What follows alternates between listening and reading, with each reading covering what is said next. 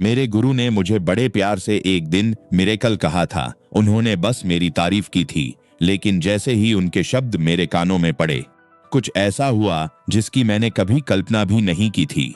एक पल पहले मैं एक बेकार स्पिरिचुअल रूट वाला लड़का था, और अगले ही पल मैं एक डिवाइन स्पिरिचुअल रूट का मालिक बन चुका था। मेरी छोटी बहन ने भी कभी मजाक में मुझे स्वॉर्ड मास्टर कहा था। उस समय मैंने हंसकर बात टाल दी थी, लेकिन अचानक मुझे महसूस होने लगा कि अगर मैं सिर्फ अपनी उंगली भी उठाऊं तो उससे स्वॉर्ड एनर्जी निकल सकती है। यह सब एक अजीब और रहस्यमयी टैलेंट की वजह से था। जब भी कोई मेरी तारीफ करता, वह बात सच हो जाती थी। 18 साल पहले मैं इस फैंटेसी वर्ल्ड में आ गया था। उस समय मुझे कुछ भी याद नहीं था। मैं एक पहाड़ के नीचे मिला था, जहां मेरे गुरु ली चांगशेंग ने मुझे पाया और अपने बेटे की तरह बड़ा किया। लेकिन हमारा सेक्ट अब खत्म होने की कगार पर था। पिछले 30 सालों में सेक्ट एक भी स्पिरिचुअल रूट वाला डिसाइपल पैदा नहीं कर पाया था। इसी वजह से अपर सेक्ट ने फैसला लिया था कि अगले दिन किसी को भेजकर हमारे सेक्ट को हमेशा के लिए बंद कर दिया जाएगा। यह खबर सुनते ही मेरे 5 सीनियर ब्रदर्स डर गए। किसी ने फैमिली मैटर का बहाना बनाया, किसी ने कहा कि उसे घर वापस जाना है, और देखते ही देखते सब लोग सेक्ट छोड़कर चले गए। आखिर में सिर्फ मैं और मेरे बूढ़े गुरु ही बचे थे। मैंने पूरे आंगन में घूमकर देखा, सोचा शायद कोई कीमती चीज मिल जाए, लेकिन कुछ नहीं मिला। मैंने निराश होकर सिर हिलाया। लगता है सच में कुछ भी नहीं बचा। वैसे भी अब मेरे पास जाने के लिए कोई जगह नहीं थी, इसलिए मैं अपने गुरु के साथ बैठकर सेक्ट के आखिरी दिन का इंतजार करने लगा। अगली सुबह मैं हमेशा की तरह उठ गया। हालांकि कल सेक्ट खत्म होने वाला था, फिर भी मेरे पास करने के लिए कुछ नहीं था। इसलिए मैंने सोचा कि जिन घंटियों को मैं पिछले 17 सालों से बजाता आया हूं, उन्हें आखिरी बार बजा लूं। सेक्ट के सेंटर तक जाने वाले रास्ते में हर 10 फीट पर एक आयरन बेल लगी हुई थी। ये बेल्स अपर सेक्ट का गिफ्ट थीं। कहा जाता था कि सिर्फ वही लोग इन्हें तोड़ सकते थे जिनके पास बेहद ताकतवर स्पिरिचुअल रूट होते थे। मैंने सामने देखा, रास्ते में लगभग 80 टूटी हुई बेल्स पड़ी थीं। वे सब मेरी वजह से टूटी थीं, लेकिन मेरे सामने खड़ी आखिरी बेल अब भी बिल्कुल सही सलामत थी। 17 साल तक लगातार बजने के बावजूद उस पर एक खरोंच तक नहीं आई थी। मैं हल्का सा मुस्कुराया, फिर लकड़ी का हैमर उठाया और बेल की तरफ बढ़ा। उसी समय मेरे गुरु ली चांगशेंग ने मुझे देखा। उन्होंने गहरी सांस ली, फिर धीरे से कहा, तुम्हारी समझ और मेहनत दोनों कमाल की हैं। अगर तुम्हारे पास स्पिरिचुअल रूट होता तो तुम बहुत बड़ी ऊंचाइयों तक पहुंच सकते थे। कोई भी तुम्हें रोक नहीं पाता। अफसोस। उनकी आंखों में दुख साफ दिखाई दे रहा था। यह सब किस्मत का खेल है, यह कहकर वे मुड़ गए। लेकिन जैसे ही उनके शब्द खत्म हुए और मेरा हैमर बेल से टकराया, अचानक मेरे पूरे शरीर में गर्मी की एक लहर दौड़ गई। मेरे अंदर कुछ जाग उठा, कुछ ऐसा जिसे मैंने 10 साल से भी ज्यादा समय से महसूस नहीं किया था। मेरा दिल तेजी से धड़कने लगा। क्या सच में वही था? मैंने उत्साह से फिर से बेल पर प्रहार किया। टन्नन। पूरे पहाड़ में बेल की आवाज गूंज उठी। पहले ही मुड़ चुके ली चांगशेंग अचानक रुक गए। उन्होंने हैरानी से पीछे देखा। तभी बेल की आवाज के अंदर मुझे एक और हल्की सी आवाज सुनाई दी, एक अजीब सी भनभनाहट, जैसे कोई मच्छर उड़ रहा हो। मेरी आंखें चमक उठी। मैंने फिर से बेल बजाई और फिर लगातार। आखिरकार धड़ाम, आयरन बेल हजारों टुकड़ों में टूट गई। कुछ पल के लिए पूरा माहौल शांत हो गया। फिर मुझे एहसास हुआ, 18 साल बाद मैं आखिरकार जाग चुका था। मेरे गुरु मुझसे भी ज्यादा खुश थे। वे कांपते हुए मेरी तरफ दौड़े। उनकी आंखों में खुशी के आंसू थे। अगर सेक्ट के नियम उन्हें न रोकते तो शायद वे पूरे वर्ल्ड को यह खबर सुना देते। अगली सुबह किंगयुन सेक्ट के 2 स्टीवर्ड बादलों पर सवार होकर आए। उनका मिशन साफ था, वे हमारे सेक्ट को खत्म करने आए थे। उसी समय मुझे एक और सच्चाई पता चली। मेरे गुरु ली चांगशेंग असल में किंगयुन सेक्ट के गार्जियन थे। उन्होंने 80 साल से ज्यादा समय तक सेक्ट की सेवा की थी, इसलिए उन्हें वापस किंगयुन सेक्ट लौटने की अनुमति मिल गई थी। लेकिन इस बार उनके चेहरे पर छिपी खुशी साफ दिखाई दे रही थी। उन्होंने स्टीवर्ड्स की बात तुरंत नहीं मानी। इसके बजाय मेरी तरफ इशारा करते हुए बोले, हमारे सेक्ट में एक डिसाइपल है जिसकी स्पिरिचुअल रूट जाग चुकी है। मुझे उम्मीद है कि आप उसे किंग्यून सेक्ट ले जाएंगे। दोनों स्टीवर्ड्स तुरंत मेरी तरफ देखने लगे। उनमें से एक आगे बढ़ा, उसने मेरा कंधा पकड़ा और मेरी जांच की। कुछ सेकंड बाद उसकी आंखें चमक उठीं। बिना कुछ कहे उसने हाथ लहराया। अगले ही पल हम चारों हवा में उड़ रहे थे। हम 5 घंटे तक बादलों के बीच उड़ते रहे और आखिरकार हम किंग्यून सेक्ट पहुंच गए। मेरे सामने बादलों में छिपे विशाल पहाड़ खड़े थे।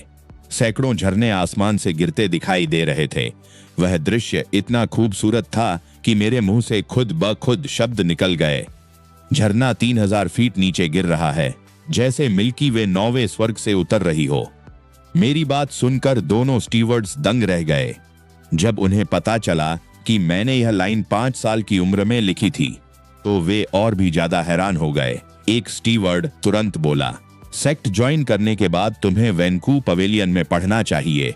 दूसरा मुस्कुराया, शायद भविष्य में तुम एक कन्फ्यूशियस सेंट बन जाओ। कुछ देर बाद वे मुझे एक छोटी पीक पर ले गए। यह वह जगह थी जहां नए टैलेंटेड डिसाइपल्स इकट्ठा होते थे। कल यानलिन असेंबली होने वाली थी। सभी लोग उसी का इंतजार कर रहे थे। स्टीवर्ड्स ने कहा कि मेरे रहने का इंतजाम कोई कर देगा। इसके बाद वे मेरे गुरु ली चांगशेंग को लेकर चले गए। मैंने झुककर अपने गुरु को विदा किया। तभी पीछे से एक मीठी आवाज सुनाई दी, क्या तुम नए डिसाइपल हो? मैंने मुड़कर देखा। मेरे सामने एक बेहद खूबसूरत लड़की खड़ी थी। वह मुस्कुराई और बोली, मेरा नाम सुकियाओएर है। मैं यहाँ के गार्जियन की बेटी हूँ। जब उसे पता चला कि मैं भी कल की यानलिन असेंबली में हिस्सा लेने वाला हूँ, तो उसने मुझे रहने की जगह दिखाने का ऑफर दिया। रास्ते भर हम बातें करते रहे। उसी दौरान मुझे पता चला कि यहाँ मौजूद सभी यानलिन डिसाइपल्स जीरो रूट गूज हॉर्न के मालिक थे। यानलिन गैदरिंग का असली मकसद सिर्फ नए डिस्पिल्स की रैंकिंग तय करना था। हंस के सींगों को कुल 7 लेवल में बांटा गया था, सबसे साधारण से लेकर सबसे बेहतरीन तक। हर लेवल का अपना अलग रंग था, जो सेक्ट में मिलने वाली अहमियत और दर्जे को दर्शाता था। सुकियाओएर ने मेरे लिए रहने की एक साफ सुथरी जगह ढूंढ दी थी, इसलिए मैंने भी बेशर्मी से उससे कहा कि वह मुझे सेक्ट घुमाए। बहाना यही था कि मैं यहाँ के माहौल और व्यवस्था को समझना चाहता हूँ। हम दोनों सेक्ट में घूम ही रहे थे कि अचानक भीड़ में हलचल मच गई। कुछ ही पलों बाद ब्रोकेड के शानदार कपड़े पहने 3 घमंडी नौजवान लोगों के बीच से रास्ता बनाते हुए आगे बढ़े। सुकियाओएर ने धीमी आवाज में बताया, ये तीनों राजवंश के राजकुमार हैं। उसने आगे कहा कि शाही परिवार ने पीढ़ियों से स्पिरिचुअल रूट्स को बेहतर बनाने में अपना सब कुछ झोंक दिया था। यहाँ तक कि ऐसी अफवाहें भी थी कि उनके परिवार में हेवनली स्पिरिचुअल रूट्स वाले लोग भी मौजूद हैं। यह सुनकर मैं अंदर ही अंदर उनसे ईर्ष्या किए बिना नहीं रह सका। आखिर सही परिवार में पैदा होना भी किसी वरदान से कम नहीं था। मेरे चेहरे पर उभरी बेचैनी देखकर सुकियाओएर मुस्कुराई और बोली, जलने की क्या बात है? हो सकता है तुम ही किस्मत की संतान हो जिसके पास टॉप ग्रेड स्पिरिचुअल रूट हो। जैसे ही उसके शब्द खत्म हुए, मुझे अचानक अपने दंतियन के भीतर एक जानी पहचानी गर्माहट महसूस हुई, लेकिन वह एहसास बस एक पल के लिए आया और गायब हो गया। इतना जल्दी कि मुझे खुद ही शक होने लगा कि शायद मैं कल्पना कर रहा हूँ। फिर भी यह पहली बार नहीं था। इससे पहले भी जब सुकियाओएर ने मेरी टॉप ग्रेड स्पिरिचुअल रूट जगाने की क्षमता की तारीफ की थी, तब भी मेरे दांतियन में ऐसा ही अजीब बदलाव महसूस हुआ था। उस रात वापस लौटते ही मैंने तुरंत आंखें बंद कर ली और पालथी मारकर बैठ गया। मैंने अपने दांतियन की जांच करने की पूरी कोशिश की, लेकिन चाहे जितनी कोशिश करूं, मुझे कुछ भी दिखाई नहीं दिया। आखिर मैंने अभी तक आधिकारिक कल्टीवेशन शुरू ही नहीं की थी। स्पिरिचुअल रूट होने के बावजूद मैं अभी भी एक साधारण इंसान से ज्यादा अलग नहीं था। अगली सुबह सेक्ट की विशाल घंटी गूंज उठी। यह डिसाइपल्स को सेक्ट स्क्वायर में बुलाने का संकेत था। बैंक्वेट की ओर जाते समय मेरी मुलाकात फिर से अकेले चल रहे रेटमैन सुकियाओ से हुई। हम दोनों साथ साथ सेक्ट स्क्वायर पहुंचे, लेकिन वहां पहुंचते ही हमारे कदम रुक गए। हमारे सामने जो दृश्य था उसने सबको स्तब्ध कर दिया। यह सेंट्रल इनर बैरियर का यानलिंग क्रिस्टल नहीं था जिसने लोगों का ध्यान खींचा था, बल्कि वे तीनों राजकुमार थे जिनसे हम एक दिन पहले मिले थे। वे सुनहरी रोशनी में नहाए हुए सीधे आसमान से नीचे उतर रहे थे। इसका मतलब साफ था, उन्होंने सेक्ट में शामिल होने से पहले ही कुल्टिवेशन शुरू कर दी थी। मैं केवल आह भर सकता था। सही परिवार में पैदा होना सचमुच एक स्किल था। लेकिन तभी भीड़ में एक और जोरदार हलचल मची। एक और व्यक्ति आसमान से नीचे उतरा। वह थी लिन किंगक्स्यू, जीलान राजवंश की नई होली मेदन।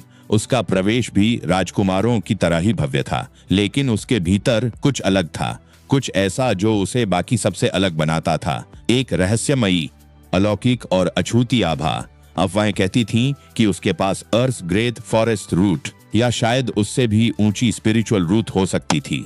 जल्द ही बैंक्वेट एक्सेप्टेंस सेरेमनी शुरू हो गई। परीक्षण में भाग लेने वाले अधिकांश डिसाइपल्स के पास रिटर्न ग्रेड या हाई ग्रेड फॉरेस्ट रूट्स थी। फिर तीनों प्रसिद्ध राजकुमारों की बारी आई। सीमा जुन और यंग मास्टर ओयांग दोनों के पास ब्लू ग्रेड अर्थ फॉरेस्ट रूट थी। उनकी प्रतिभा देखते ही एक पवेलियन मास्टर और एक शॉप स्टूअर्ड ने तुरंत उन्हें अपना डिसाइपल स्वीकार कर लिया। इसके बाद दूसरे राजकुमार क्राउन प्रिंस किन हाउटियन की बारी आई। इंपीरियल औरा के आशीर्वाद की वजह से उनकी मूल अर्थ ग्रेड स्पिरिचुअल रूट सफलतापूर्वक विकसित होकर purple desert grade spiritual root बन गई थी।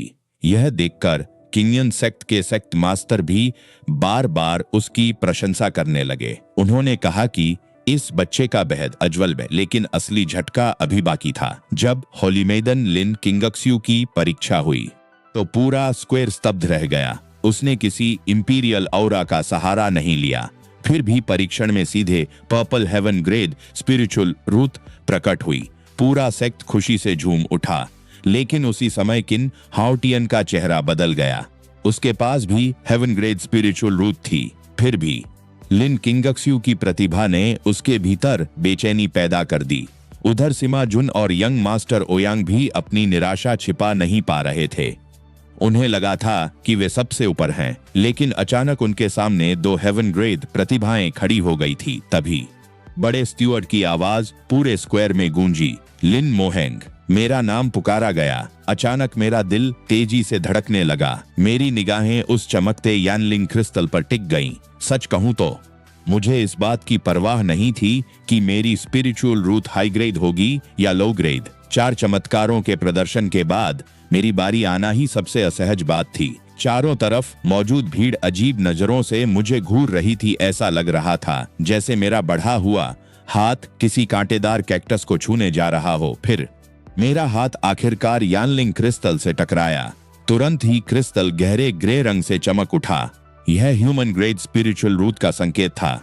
चारों ओर से लोगों ने सिर हिलाना शुरू कर दिया। किसी ने आह भरते हुए कहा, यही इंसान और चमत्कार के बीच का अंतर है। थोड़ी दूरी पर खड़ी सुकियाओ एर ने भी अपनी मुट्ठियां कस ली। उसकी आंखों में साफ निराशा दिखाई दे रही थी। लेकिन तभी सब कुछ बदल गया। क्रिस्टल का रंग अचानक तेजी से बदलने लगा। ग्रे, फिर सफेद, फिर पीला और आखिरकार चमकदार नारंगी रंग पर आकर रुक गया। पूरा स्क्वायर सन्न रह गया। यह अचानक जागरण इतना विस्फोटक था कि घमंडी किनहाउटियन तक का शरीर हल्का कांप उठा। आखिर उसने अपनी हेवनली ग्रेड स्पिरिचुअल रूट को जगाने के लिए इंपीरियल औरा की भारी कीमत चुकाई थी, जबकि मैं बिना किसी बैकग्राउंड के इसे इतनी आसानी से हासिल कर रहा था। लेकिन यह अंत नहीं था। अचानक मेरे हाथ के नीचे मौजूद बैंगनी क्रिस्टल से रहस्यमयी लाल रोशनी निकलने लगी और उसी क्षण पूरी दुनिया जैसे हिल उठी। विशाल यानलिन स्क्वायर कांपने लगा। जमीन पर पड़े छोटे छोटे कंकड़ तक उछलने लगे। सिर्फ एक टॉप ग्रेड स्पिरिचुअल रूट के जन्म से ऐसी एनवायरमेंटल डिस्टर्बेंस होना अविश्वसनीय था। यहाँ तक कि सेक्ट मास्टर भी जोर से सांस लेने की हिम्मत नहीं कर पा रहे थे। और फिर 3 गूंजती हुई घंटियों की आवाज पूरे सेक्ट में फैल गई। Dong Dong Dong. यह सेक्ट का सर्वोच्च एंसेस्टर ब्लेसिंग था। 3 ऑस्पिशियस एंसेस्टर्स का आशीर्वाद। एक ऐसा सम्मान जो केवल तब मिलता था जब सेक्ट में टॉप ग्रेड स्पिरिचुअल रूट वाला प्रतिभाशाली कुल्टिवेटर जन्म लेता था। जैसे ही यानलिंग क्रिस्टल पूरी तरह लाल हो गया, पूरे स्क्वायर पर मौत जैसी खामोशी छा गई और अगले ही पल हर कोई तेज तेज सांसें लेने लगा। लिन किंगक्स्यू समेत सभी लोग, जो अब तक अलग थलग और बेपरवाह दिखाई दे रहे थे, मुझे घूर रहे थे। उनकी आंखों में अविश्वास था, चेहरों पर सदमा था और उनके कांपते हुए शरीर साफ बता रहे थे कि उन्होंने अभी अभी ऐसा चमत्कार देखा था जिसे शायद वे पूरी जिंदगी कभी नहीं भूल पाएंगे। किंगयुन सेक्ट मास्टर ने धीमी आवाज में कहा, हमारा किंगयुन सेक्ट एक किलिन चाइल्ड को जन्म देने वाला है। लेकिन अगले ही पल हालात अचानक बदल गए। लाल क्रिस्टल ने आसपास की स्पिरिचुअल एनर्जी में भयंकर कंपन पैदा कर दिया। जो डिसाइपल्स पहले से कल्टीवेशन कर रहे थे, उन्हें अचानक महसूस हुआ जैसे उनके शरीर फटने वाले हों। उनके अंदर की स्पिरिचुअल एनर्जी बेकाबू होकर बाहर निकलने लगी और लगभग पूरी तरह सूख गई। सबसे पहले सेक्ट मास्टर को एहसास हुआ कि कुछ गड़बड़ है। वह तुरंत हवा में उछले, दोनों हाथों से लगातार सील्स बनाए और एक स्पेल सक्रिय कर दिया। अगले ही क्षण क्रिस्टल के ऊपर एक फैंटम इमेज प्रकट हुई, जिसमें उसके चारों ओर उफनती हुई स्पिरिचुअल एनर्जी साफ दिखाई दे रही थी। एक पल के लिए सभी लोग स्तब्ध रह गए, लेकिन तभी ली चांगशेंग जोर से हंस पड़े। हा हा हा। हंसते हुए उन्होंने मेरे कंधे पर थपकी दी और ऊंची आवाज में कहा, मुझे हमेशा से पता था कि तुम बेहद प्रतिभाशाली हो। एक टॉप ग्रेड स्पिरिचुअल रूट की तो बात ही छोड़ो, अगर तुमने एक legendary divine grade spiritual root भी जगा दिया तो मुझे जरा भी हैरानी नहीं होगी। उनकी जानबूझकर बढ़ाई गई आवाज पूरे मैदान में गूंज गई। मौजूद सभी लोग एक दूसरे का चेहरा देखने लगे। कई लोगों के चेहरे शर्मिंदगी से भर गए, लेकिन मुझे इसकी आदत थी। मेरा मास्टर हमेशा इसी तरह बढ़ा चढ़ाकर बातें करता था। हालांकि जैसे ही उनकी आवाज धीमी हुई, मुझे अपने दांतियन के भीतर अचानक एक तीव्र उछाल महसूस हुआ। अगले ही सेकंड नाइट स्पिरिट क्रिस्टल से अचानक एक सुनहरी रोशनी फूट पड़ी। झिंगरेन की पलकों ने फिर से जोर जोर से फड़कना शुरू कर दिया, क्योंकि उसी क्षण उन्हें 10,000 वर्षों से चला आ रहा एक प्राचीन मिथक याद आ गया। कहा जाता था, जिसने गोल्डन डिवाइन रूट को जागृत किया हो, वह 9 प्रांतों द्वारा चुना गया व्यक्ति होता है। और तभी येनलिंग क्रिस्टल सूर्य की तरह चमकदार सुनहरी रोशनी से भर गया। धम। किंगयुन सेक्ट की सबसे ऊंची चोटी पर बैठे पूर्वजों पर एक बार फिर बिजली गिर पड़ी। मेरी हथेली के नीचे रखा येनलिंग क्रिस्टल अचानक टूट गया, फिर एक तीखी दरार की आवाज के साथ पूरी तरह बिखर गया। क्रैक। सभी लोग अवाक रह गए। सेक्ट मास्टर ने तुरंत महसूस कर लिया कि शुभ आभा से भरी वह सुनहरी शक्ति जल्द ही बाहर फैलने वाली है। उन्होंने बिना देर किए आदेश दिया, जल्दी सन रेस्टोरेशन अरे को मजबूत करो। लेकिन उन्हें तैयारी का मौका ही नहीं मिला। सुनहरी रोशनी ने किसी का इंतजार नहीं किया। अचानक एक ड्रैगन शेप्ड गोल्डन लाइट आसमान की ओर फूट पड़ी। धड़ाम। उसने सीधे अरे को तोड़ दिया और अगले ही पल वह आकाश में उड़ गई। हजारों मील तक फैले पहाड़ और नदियां सुनहरी रोशनी से रंग गए। पूरा आकाश शुभ संकेतों से भर उठा। यह दृश्य इतना भव्य था कि 9 प्रांतों के अनगिनत शक्तिशाली कल्टिवेटर्स तुरंत चौंक उठे। कई महान शक्तियां अपनी अपनी जगहों से निकल पड़ी। उनका लक्ष्य केवल एक था, उस चुने हुए व्यक्ति को ढूंढना जिसने डिवाइन रूट को जागृत किया था। इसी दौरान सिक्स्थ की सबसे ऊंची चोटी पर स्थित 5वीं पीढ़ी के सिक्स्थ मास्टर की मूर्ति अचानक कांपने लगी। 10,000 साल पहले के ग्रैंड मास्टर ने अपनी डिवाइन सेंस के माध्यम से इस घटना को महसूस कर लिया था। उन्होंने बस हल्के से अपना हाथ हिलाया, लेकिन उसी क्षण एक और भी शक्तिशाली एज़ुर क्लाउड रिजरेक्शन अरे सक्रिय हो गया। आकाश में बादलों का विशाल भंवर बना और उसने तुरंत सारी सुनहरी शुभ रोशनी को निगल लिया। सब कुछ इतनी तेजी से हुआ कि जो शक्तिशाली लोग रास्ते में दौड़ रहे थे, वे भी भ्रमित हो गए। कुछ तो अचानक रुकने के कारण लगभग गिर ही पड़े। इसके बाद ग्रैंड मास्टर ने सेक्ट लीडर की ओर देखा और आदेश दिया, इस चुने हुए व्यक्ति का सही तरीके से पालन पोषण किया जाए। मैं सामने खड़े उस बूढ़े आदमी को देखता रह गया। मुझे अचानक बहुत अजीब महसूस हुआ, क्योंकि अभी कुछ देर पहले वही तो कह रहा था कि अगर मैंने डिवाइन ग्रेड स्पिरिचुअल रूट भी जगा दिया तो उसे आश्चर्य नहीं होगा। और अब मैंने सचमुच डिवाइन ग्रेड स्पिरिचुअल रूट जगा दिया था। मुझे उस दिन की बेल सेरेमोनी भी याद आ गई। उस समय भी वह लगातार कुछ बड़बड़ा रहा था। क्या सच में उस बूढ़े आदमी के मुंह में कोई ब्लेसिंग पावर थी? यानलिंग क्रिस्टल टूट चुका था, इसलिए यानलिंग असेंबली यहीं समाप्त हो गई। बाकी सभी नए डिसाइपल स्टीवर्ड्स के साथ अपनी अपनी चोटियों की ओर चले गए। कुछ ही देर में विशाल चौक लगभग खाली हो गया। अब वहां केवल मैं, 3 राजकुमार और लिन किंगजू ही बचे थे। सेक्ट के नियमों के अनुसार जिसके पास अर्थ रैंक या उससे ऊपर का स्पिरिचुअल रूट हो, वह विंड लॉर्ड का डिसाइपल बन सकता था। ग्रेट यिंग विंड के विंड लॉर्ड सीमा रैन ने अपने ही कबीले के सीमा जुन को स्वीकार कर लिया।